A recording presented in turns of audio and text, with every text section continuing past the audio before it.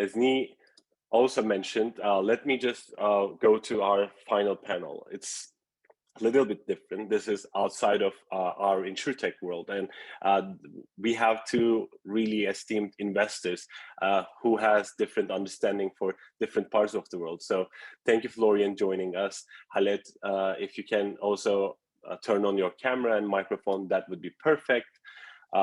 And we will discuss what are the different aspects of like insurtech, what do we see as a potential, and how we are actually moving forward to this. Khaled, if you can, perfect.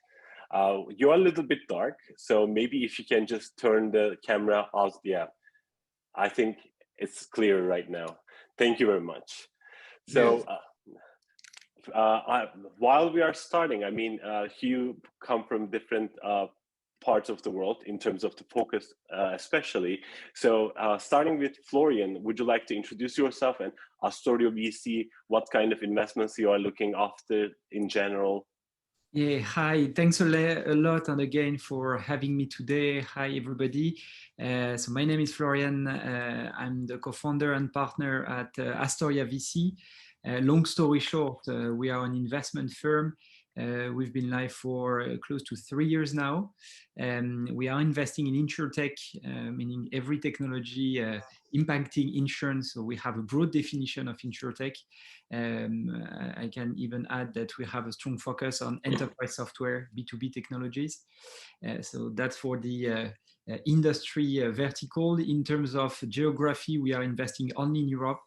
And we are definitely a European investor, having 6 countries right now in our portfolio, which makes us, I believe, the most active and diverse insurtech investor across Europe. And in terms of maturity, and that resonates with the previous discussions, we are investing at seed stage, which we define as a post-product. And if we had to put figures there, we usually take part of rounds below 2 million euros. So very beginning of the journey. Exactly. I mean, it's one of the good things to have it, because early stage investment is still kind of the biggest problem that we have everywhere, because after you have everything, when you are growing, the money is over there. So it will be poured into your company. So thank you for being a seed investor. I hope your portfolio will grow as quickly as you expect. Khaled, if you wanna, I mean, I also like mentioning your name, Khalid or Khaled. Which one is the perfect one? I mean, if you can pronounce it right, then it's Khaled. Okay, Khaled. So, thank you for joining us. And you're representing HIMangels or HIMangels. Would you like to talk about yourself and what you guys are interested in investing? Yeah, we're an early stage fund that is angel-like in terms of the term sheets, in terms of the stage we come in, and so on. But we are managed as a fund, like any VC fund, but with angel mentality. So it's a mixed mode kind of fund that we came up with, and we come in post ideation. Of course, we come in at the level where there is already an existing prototype, and the founders need our help to grow, to strategize, to get partnerships in place, and of course they need the money. Our rounds are typically on the order of $500,000 or so, and we typically stay within a couple of years until there is a bigger institutional VC who comes in at Series A in the next round. We continuously stay with some companies. We exit sometimes at earlier stage, but we play in that zone. That's our strength, which is the first 2 years post prototyping to the level of monetization and growth. That's the phase we're good at, and that's when we can help our companies the most. In terms of sectors, we are quite agnostic. We insist that it's innovative. We don't invest in Me Too's. We don't invest in companies that are going to a bloodbath. We look for blue oceans. And the color blue comes primarily from innovation and technology. The sectors could be very traditional, education, health, agriculture. We go into all of these sectors. but there has to be an element of technology that is added and that differentiates the startup we invest in from all the existing solutions that are out there. Having said that, we have primarily invested a lot in health tech because we see the need in Egypt and in Africa at large. We see big room for growth. We see huge opportunities, and we see the element of technology playing a much faster role than in other sectors. We've invested in recycling, although it sounds like a very rudimentary sector, but it's actually a very promising one, considering that companies and countries want to go green, that there is a lack of energy, there is an energy crisis in many countries, etc. So any kind of recycling that can add, value, we invest in, and so on and so forth. So that's what we've been doing. Prior to that, I was a serial entrepreneur myself. I had my exits, I had my companies, and I had my good and my bad. So that's the history. I mean, especially in the earlier rounds, this is what you expect as a startup, right? You need smarter money. I mean, yes, money should solve all of your problems if you're a good startup founder or founding team. But again, if you have money with the smartness of it, it works quite perfect because there will be a lot of problems in any stage of your company. So let's a little bit move on the tech trends in terms of InsurTech, because it changes like few years to few years. We have different portions of it. And again, all of the barriers within the industries are getting blurred. But Matilda also mentioned similar things. So sometimes InsurTech becomes a preventive technology on health. Sometimes InsurTech means also finance. So especially for example, like European side, Florian, what do you think the next upcoming like tech trends that you see relevant to InsurTech? Yeah, so here in terms of structuring the European InsurTech scene, the first trend that we see, and I'm not sure that is highly technologically relying, though, it's around distribution. So it's not new here because distribution has been the hottest part of the value chain almost since inception. Always over half of the rounds every year since 2014 were done in distribution. But I believe that what is interesting right now is that we see two major sub-trends in that space. First is direct to consumer, which again is not new. Not sure there's a lot of technology behind, but nevertheless, we start seeing skyrocketing players almost everywhere in Europe. So earlier, people mentioned Luco or Lovis in France. You have Leocare as well. In the UK, you have Bought by Many. In Germany, you have GetSafe. In the Nordics, you have Edvig. So you see more and more players growing in that space. But again, we are able to mention only few players which are skyrocketing, and the reality is that behind the scene there are dozens of players which doesn't succeed. I have in mind one exit in France. Otherwise, they raised close to 3.6 million euros, and they were acquired for 500k euros. So it also happened. So that's an exit, which is great. But in terms of value creation, obviously there was not of them. So that's the first trend. Few players are skyrocketing. They are attracting a lot of money right now, and it seems that they cracked the growth engine. And the second trend that we see, and here there are much more technology involved, is around embedded insurance. So first, it's a buzzword on social networks. Every time you mention it on a tweet or LinkedIn, you get a lot of engagement.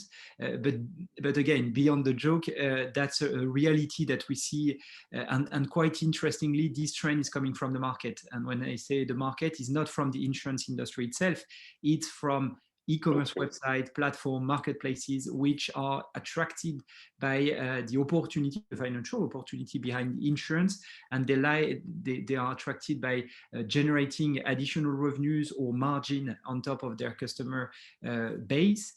And that's what embedded insurance enables. And here there is a tech requirement, which is the API. the API layer. So that's the first trend. Maybe another one, which I will maybe explain later on, but that's around SMEs. And again, I think it's highly related to what I mentioned around distribution, which was around PNC. I didn't highlight it, but it's quite obvious now. But towards SMEs, quite interestingly, first, there are very few startups successful in that space. In Europe, I have in mind Plus Simple, for instance, which is doing quite well right now. They are basically the WeFox for commercial lines. If I may summarize it this way. We saw a lot of direct to consumer in the SME space. Most of them are struggling to grow at a very high pace. And we are starting seeing a few embedded insurance around SMEs. So I believe it might be the next application of embedded insurance. But long story short, a lot of things are happening around distribution, and I believe that we are moving from low tech to high tech required to make things happen. I mean, I definitely agree. Like on embedded insurance, this is what we also see some of our alumni also providing this kind of solutions to big retailers in Eastern Europe, in Turkey, because when you are buying your cell phone or your computer, you want to insure that on the spot. So this is what we've seen from, I think, Amazon in many countries as well. That's definitely interesting, and it will be a regional play that we will see. So embedded insurance definitely there. So Khaled, would you like to add, especially on MENA's perspective, what people are working on in terms of insurance technologies? Your mic is off.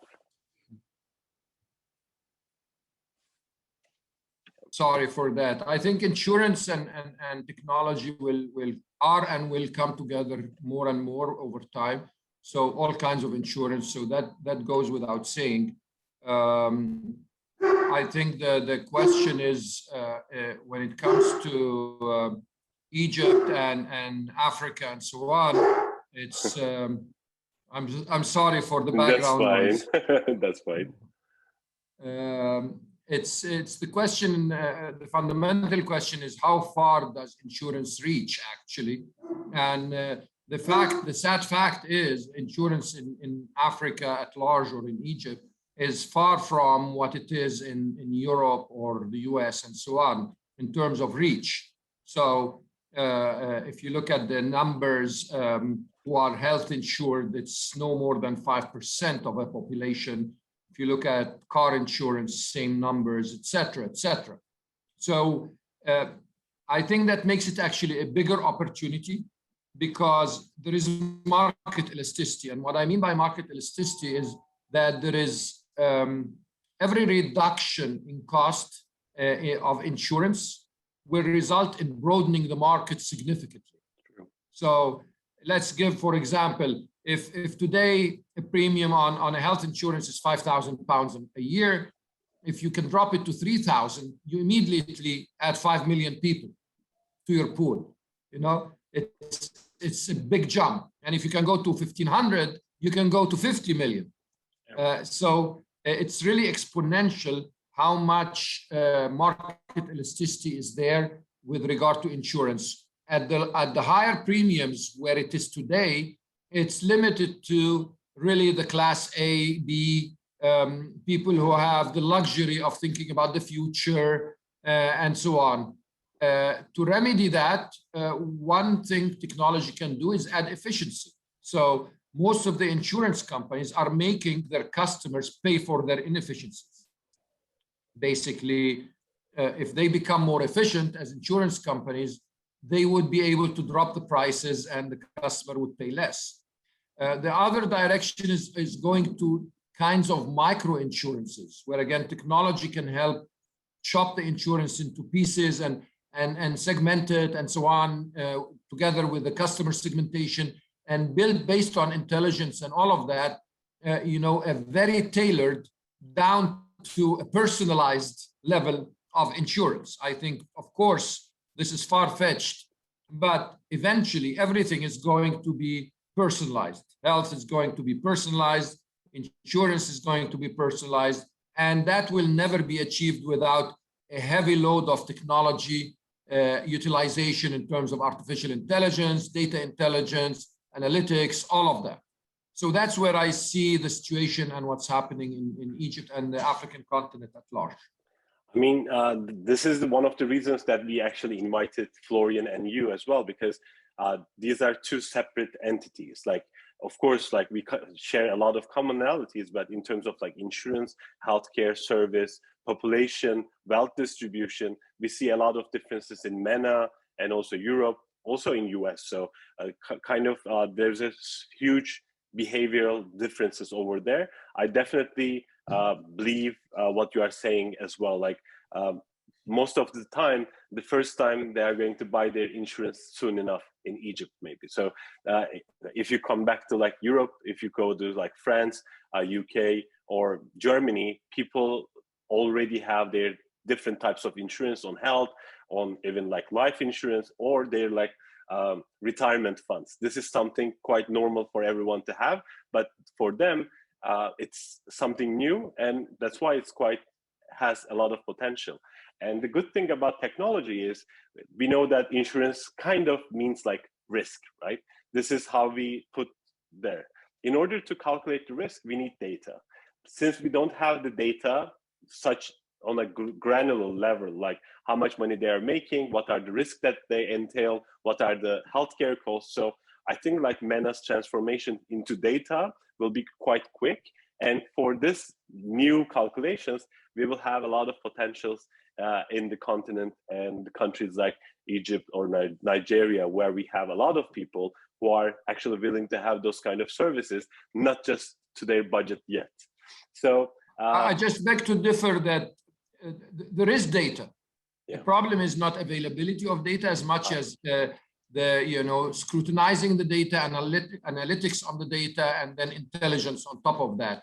There is plenty of data in the market, and not just in the insurance. I mean, in the banking sector, for instance, there is so much data that goes unutilized. Yeah. There's so much data everywhere, but people are just not making good use of it, because most of them are institutions that are, legacy institutions, laid back, and they drive the business the same way they used to do in the 1960s. The banks, the insurance companies, and so on. And that needs to change, and it's happening. Yeah, exactly.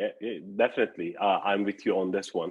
And I want to follow up with the next question, because we were talking about like efficiencies and new technologies. So one of the things would be like AI.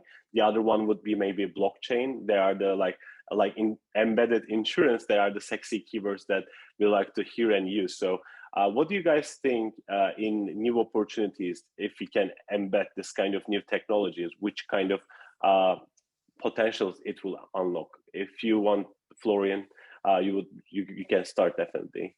Yeah, maybe to make the link with your previous discussion around data, I believe that AI is highly relevant in the insurance space.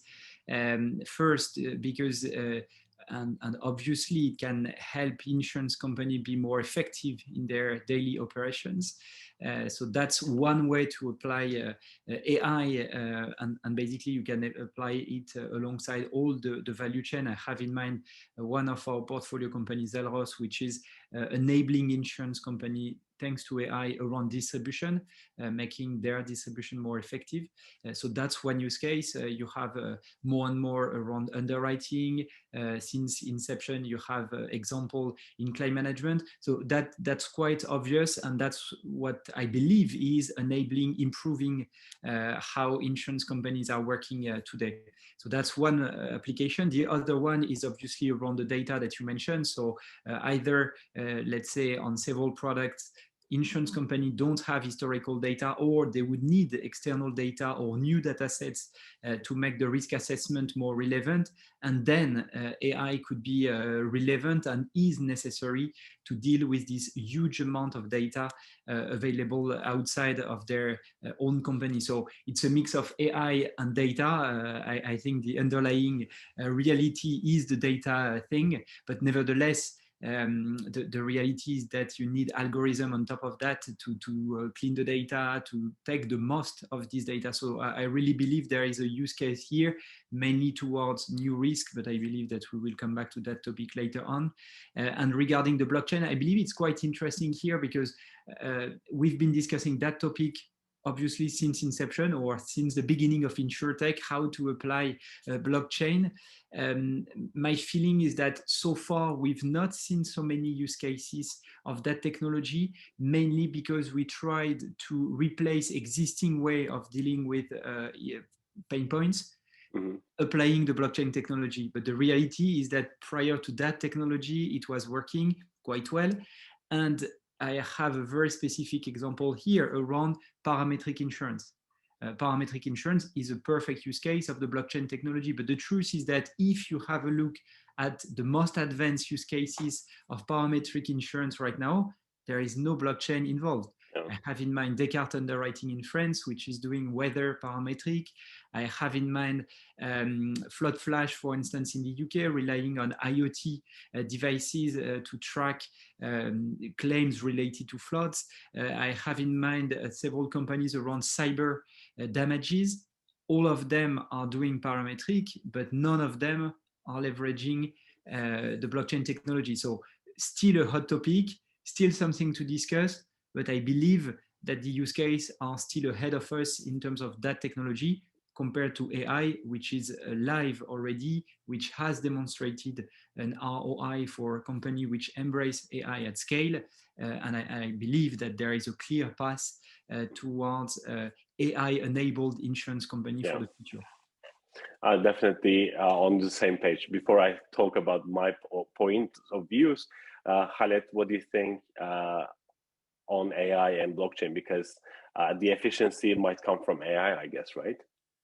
I fully agree with Florian in general. I think AI is obvious. It's, the correlation is very strong between implementing AI and becoming more efficient in insurance and so on.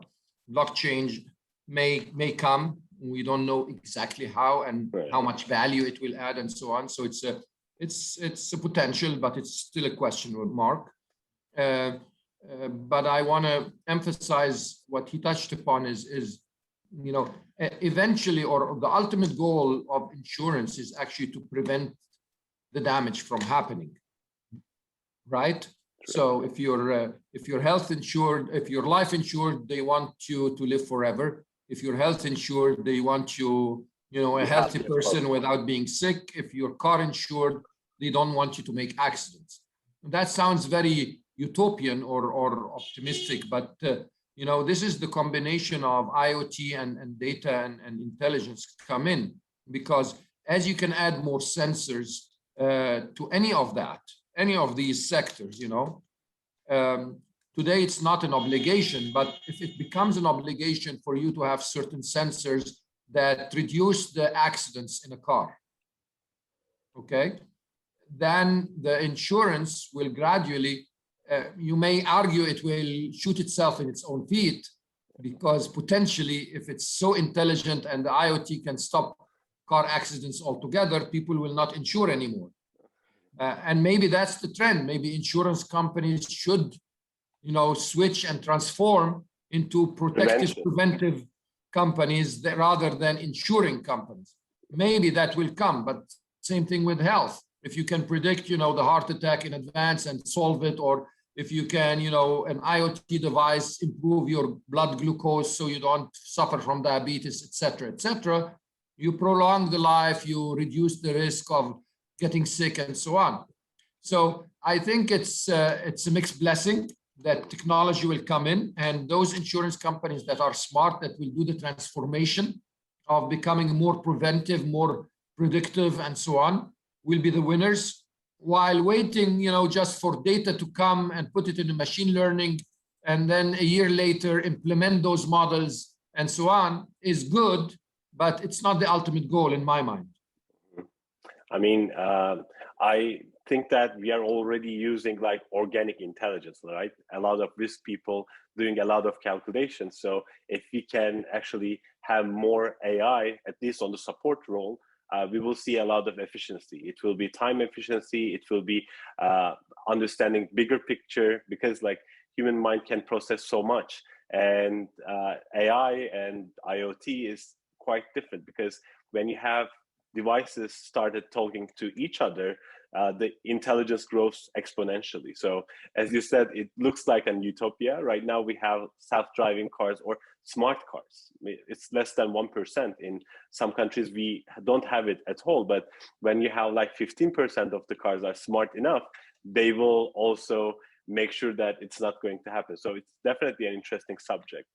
Before I move to the last part of the panel, we already send you something on chat, dear audience, if you have time, and give us some feedback on this sessions today. And if you have any questions to Florian or Khaled, just let us know. Maybe we can have some time to process those as well.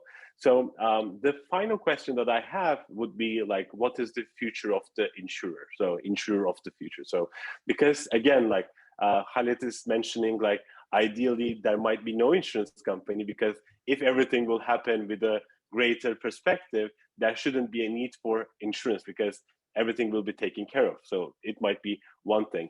But what do we see? And also this, the things are blinding. So we might see Amazon having the insurance company for themselves because they are selling those products, so they can just insure people that if something is wrong with the product, they can do it. So what do you think, Florian, overall, the future outlook of insurance tech and future of insurer? Yeah, so first, I believe that new players will enter the insurance space. So that's related to the embedded insurance topic I mentioned earlier. Platform, for instance, are increasingly entering the insurance industry. And quite interestingly, they obviously start with distribution, but more and more they are moving up alongside the value chain to tackle the product itself. So related to the IoT discussion you had before, long story short, a few players are just leveraging the IoT hardware pieces that they have in their customer hands to gather additional information. Have a look at Tesla. They are relying on live behavioral data from their drivers, because the car itself is a super IoT device, if I may say that. So that's an example of a company not only distributing insurance, but trying to build the product in a smarter way. And I believe that we will see more and more of these examples, not only on P&C for personal lines, but in commercial lines as well, with neobanks, for instance, which basically have all the data around our companies, how many employees we have, how many, let's say, computer we have, our office are, etc. What's the revenues, what's the kind of customer that we have, etc. Basically, I believe that they can have a very specific idea of the risk that we are truly facing as a company. So I believe we will have example in that space in the near future.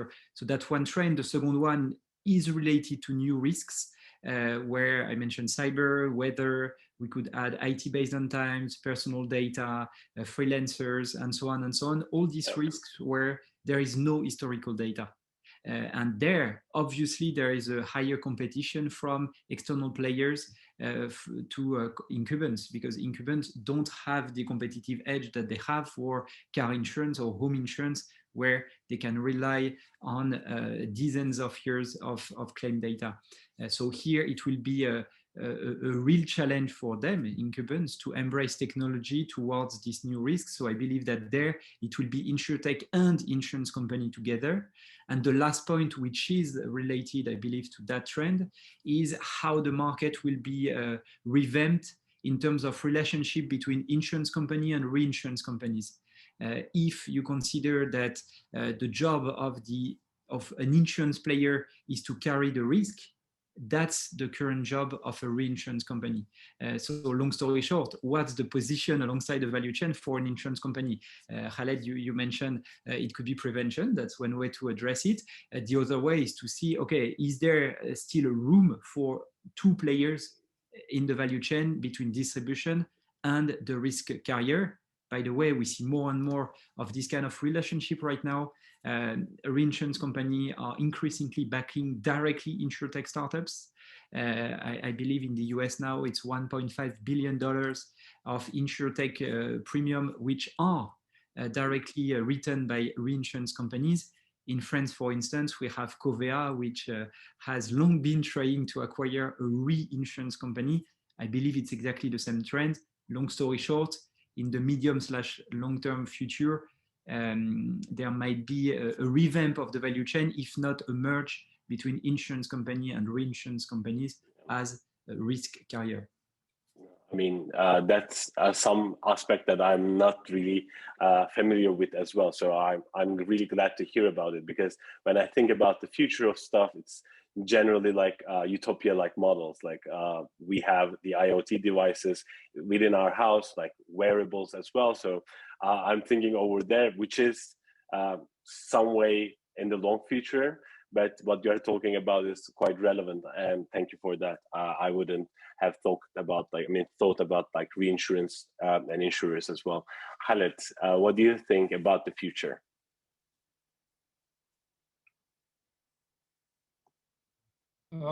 I think the future is going to be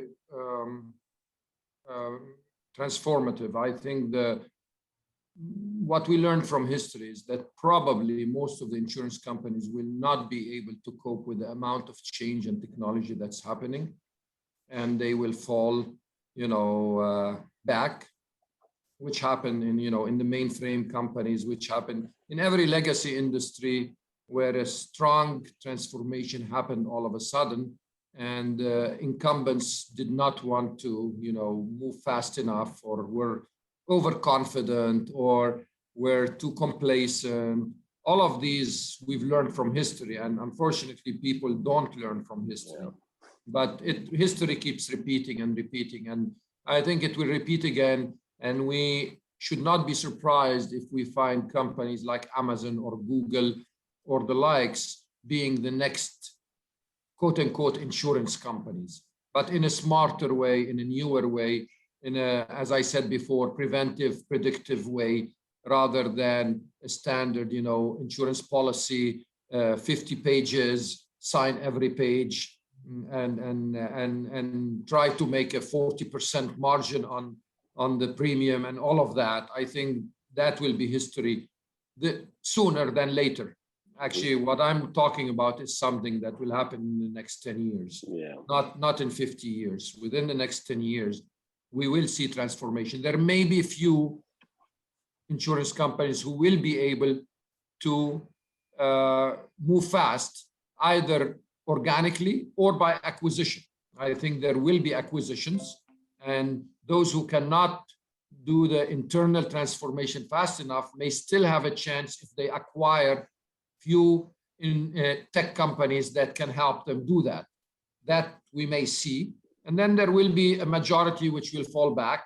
And then there will be the new comers who are completely from outside the industry. Same like we saw in the mobile phone, same like we saw in PCs, same like we saw in every technology that I can think about. And it's going to happen to the banks as well.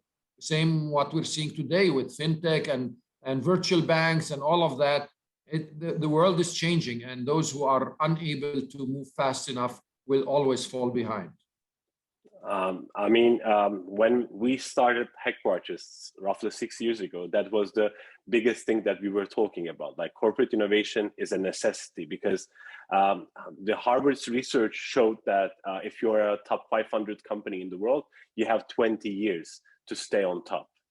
Most probably you will not exist in the same structure. And honestly, this is what I give like an example as well. Like, Google was Google, and now they're Alphabet. I mean, Google is still a huge portion of Alphabet, but we will see in maybe 5 years, YouTube, Nest, Google X, there are a lot of different portions of it, which is changing what Google is. And it happened with Facebook too. Like, now it's Meta. So in Meta, we will see more stuff happening underneath it. So I don't know what will happen with Amazon. They also try, they do a lot of things, like AWS, a part of Amazon is quite significant part of it. And it is not Amazon. It's not a retail company. AWS is totally something different.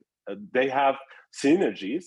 And that's why we have like Allianz, we have Allianz investment funds, we have Allianz X. So maybe overall everything will change. The resources and hopefully the people will keep transforming their businesses along with the industry, because companies doesn't change the industry. Industry demands a change, and there are people who are actually going to supply this kind of change and solutions to the industry. When two of them meet, transformation happens. And the people who can do it, they will survive, and the rest need to shift and change in a different way. This is their problem, not ours. Hopefully the bets that we are taking with our startups who are we investing in will happen at the same wave that we will see. So honestly, like, thank you for both of you. I really enjoyed it. I hope that we can actually have you guys to discuss with our alumni, even if they are not in the same geography, because as I mentioned, some of our startups are already started working in MENA. We have in France, maybe in the future, we might see like a spin-offs or flip-ups to different countries, but I would love to share your knowledge with your own portfolio to them as well. I really enjoyed our session. Thank you, Florian. Thank you, Khaled. I hope to see you soon. Thank you. Take care. Thank you. Bye. Bye-bye.